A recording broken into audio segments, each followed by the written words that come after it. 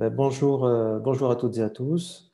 Bienvenue sur ce nouveau webinaire. En fait, on est dans notre saison 4 maintenant des webinaires Alliance Bâtiment Circulaire. Encore une fois, l'objectif, c'est de pouvoir partager les bonnes pratiques, les retours d'expérience, les produits et tout ce qui contribue à déployer et rendre le monde plus circulaire. Et donc aujourd'hui, on aura le plaisir d'avoir un retour d'expérience de la direction design et construction d'Accor Invest sur les chambres circulaires qu'ils ont spécifiées, qu'ils sont en train de déployer dans leurs hôtels Ibis et Novotel. Donc je les laisserai se présenter tout à l'heure au moment de leur donner la parole. En tout cas, merci Virginia, Nafi et Franck d'être présents aujourd'hui. Ils ont voulu témoigner avec enthousiasme leur propre expérience pour qu'elle puisse servir à d'autres. Donc ça, c'est assez remarquable. Quelques petits mots d'introduction. On est vraiment dans une approche en fait qui se veut vraiment en termes de changement de paradigme. Donc, c'est-à-dire qu'on veut vraiment passer d'une approche où finalement on est très peu conscient de notre manière de concevoir et de gérer les ressources, hein, parce qu'en fait on extrait, on fabrique, on utilise et on jette. Donc c'est ce qu'on appelle, les anglo-saxons appellent du cradle to grave, du berceau au tombeau. Là on veut vraiment en fait dans une économie circulaire être du berceau au berceau. Ça veut dire littéralement imiter la nature, fonctionner en écosystème. Dans la nature, la notion de déchets n'existe pas, tout est nutriment. Donc certes, dans notre monde bien humain industriel, on va extraire, fabriquer, utiliser. Puis peut-être après un réemploi ou deux réemplois ou quelques réutilisations peut-être, il va falloir que les matières en fait réintègrent de manière circulaire des processus de fabrication. Donc c'est ce qu'on appelle l'upcyclage. Donc je rappelle encore ici, l'économie circulaire, ce n'est pas le réemploi. Le réemploi est une des composantes de l'économie circulaire, puisqu'après avoir réemployé éventuellement un produit, il ne faut pas qu'il termine non plus en décharge. Donc l'idée, c'est vraiment de créer une boucle infinie, soit en termes de cycle technique pour intégrer des processus de production, soit à travers des cycles biologiques où un produit qui est biosourcé retourne à la terre.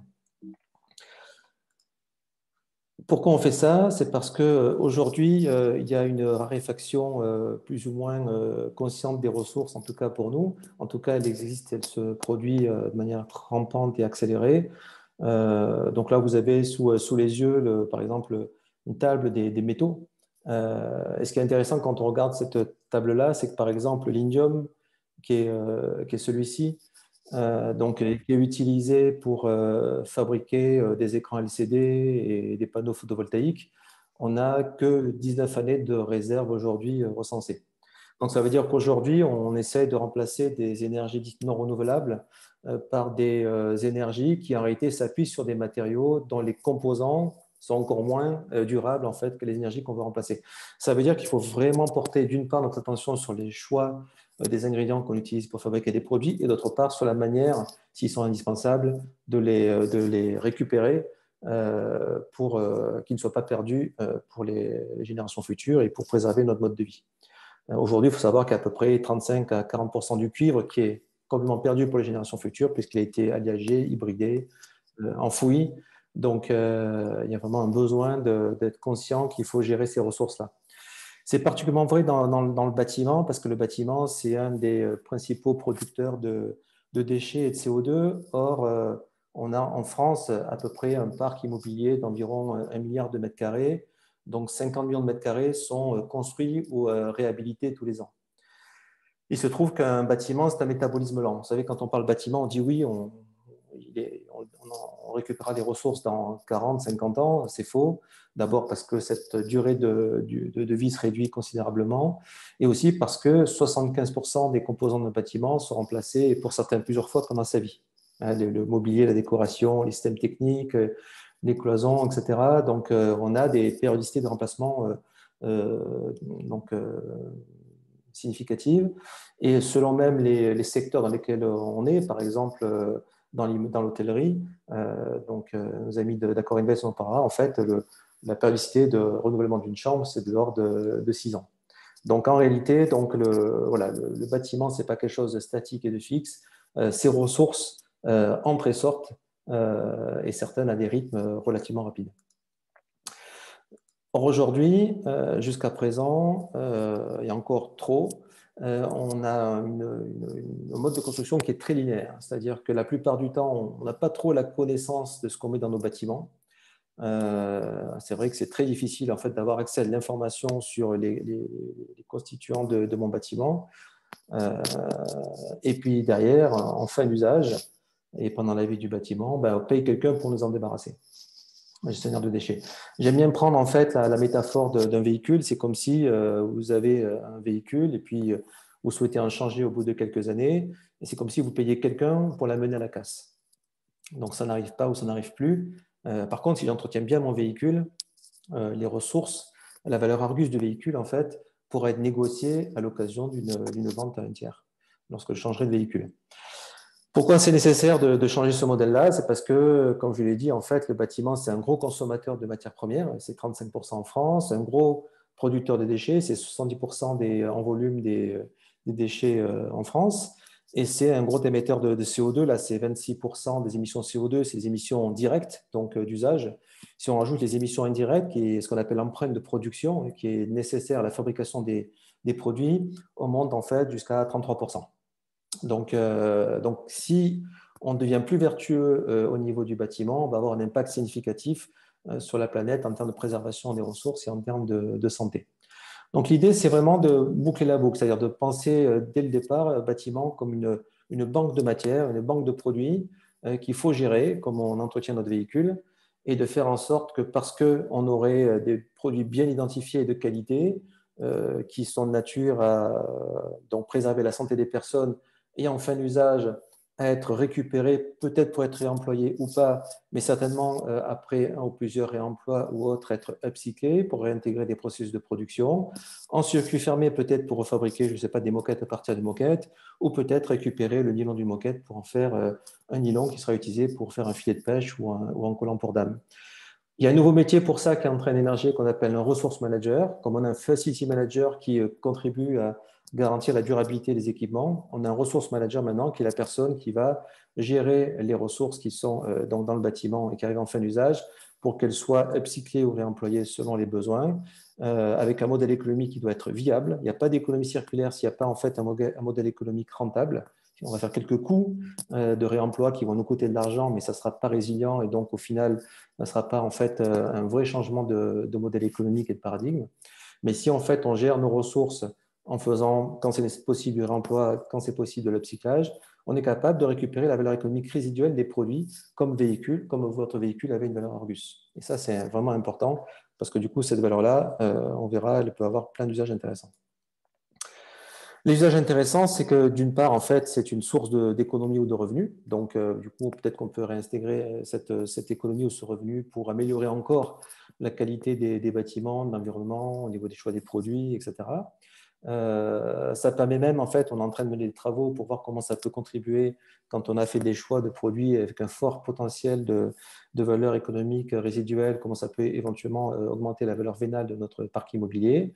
Ça permet, quand on maîtrise les produits qui sont dans le bâtiment, de contribuer à améliorer la qualité de l'air, ainsi que d'avoir une feuille de route qui est de nature à pouvoir justement maîtriser notre consommation de CO2, notre émission de CO2 et donc la réduire.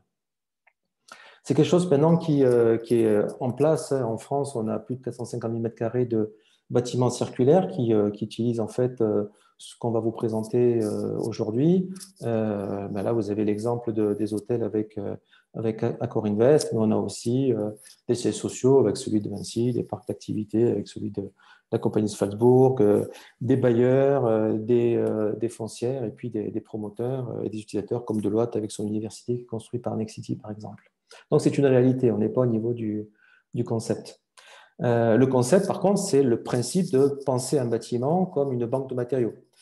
Ça veut dire qu'on va concevoir un bâtiment qui doit être le plus démontable possible, parce que, pas uniquement pour des questions de réversibilité, mais c'est aussi parce qu'on pourra du coup récupérer ces composants en un minimum de temps et avec un moindre coût.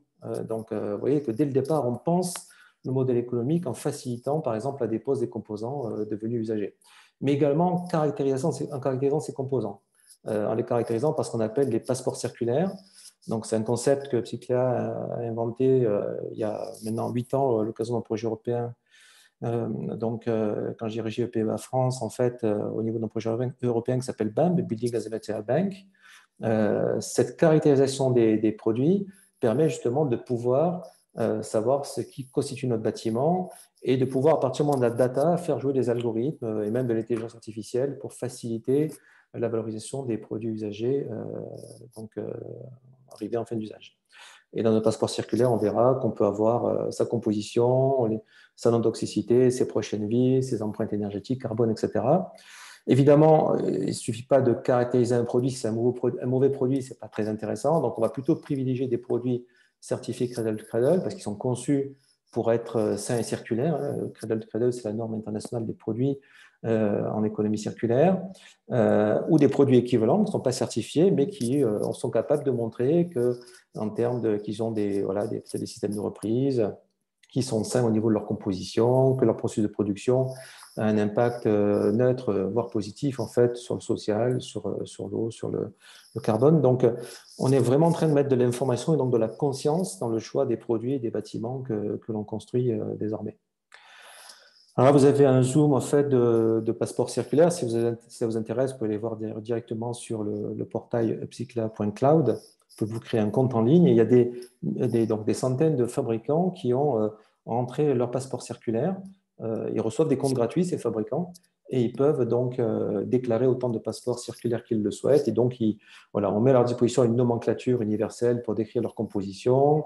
Ils s'engagent et ils donnent les preuves par rapport à des molécules et des seuils que leur produit effectivement ne contient pas de matière toxique. Ils vont indiquer la part de recyclé, leur durée d'usage, s'il y a des prochaines vies qui sont prévues pour leurs produits, peut-être des systèmes de reprise ou peut-être d'autres systèmes. Ils vont rentrer de l'information relative à l'empreinte carbone, etc. On va trouver des informations qui vont peut-être provenir par exemple des FDES ou des EPD pour ce qui concerne l'empreinte carbone. Oui, donc, on va avoir dans ce portail-là des milliers de produits et on va retrouver la totalité de la base Inès ou des résultats de Démoclès ou des produits Cradle to Cradle, de manière à mettre à disposition des personnes, en fait, des utilisateurs, des produits de qualité pour la santé et pour l'environnement. Ces produits, un petit peu comme si vous connaissez Yuka dans le monde alimentaire, peuvent se voir décerner des petits pictogrammes.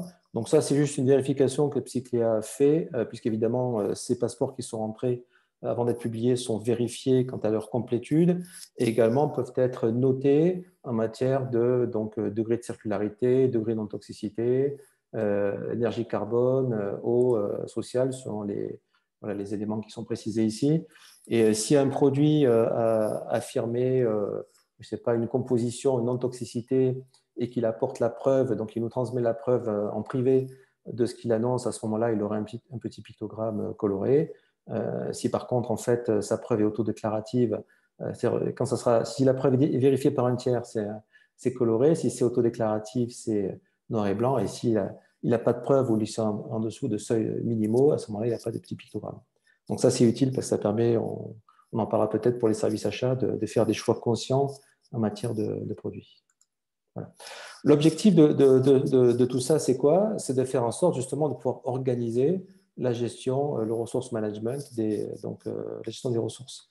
Et puisque si on construit, on en parlera, donc une chambre ou un bâtiment avec des produits caractérisés, comme une banque de matériaux, et qu'on gère ça dans le temps, non seulement on peut du coup, ayant de la donnée, commencer à faire des calculs, on peut mesurer, on en reparlera, la performance environnementale de notre stock, donc notre bâtiment.